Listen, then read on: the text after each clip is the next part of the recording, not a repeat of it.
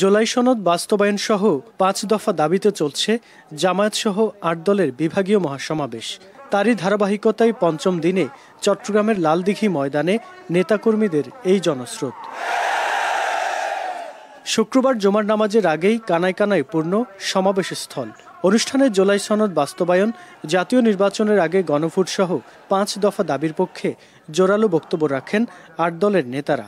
৮ দলের যেই প্রার্থী আসবে, যেই প্রতীক নিয়ে আসবে, তাকে জয়যুক্ত করতে হবে। আগামী ফেব্রুয়ারির নির্বাচন হাবড়কে জয়যুক্ত করো। লালদিঘির ময়দান থেকে চট্টগ্রামবাসী আমরা ঘোষণা দিতে চাই, আগামী নির্বাচন কোন আধিপত্যবাদী গণতন্ত্র বিরোধী কোন শক্তি নির্বাচন বানচাল করতে পারবে না।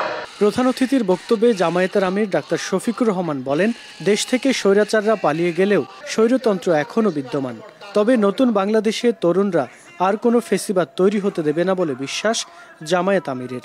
বাংলার জমিনে এই দেশের আপামর ছাত্র, তরুণ, মেহনতি জনতা আর ফেসিবাদকে বরদাস্ত করবে না।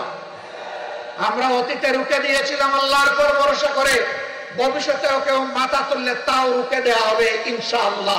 আগামী নির্বাচনে বিশেষ কোনো দল নয়, দেশের 18 কোটি মানুষের আকাঙ্ক্ষার বিজয় চান ডাক্তার শফিকুর রহমান। আমরা কোন বিশেষ দলের বিজয় চাচ্ছি না,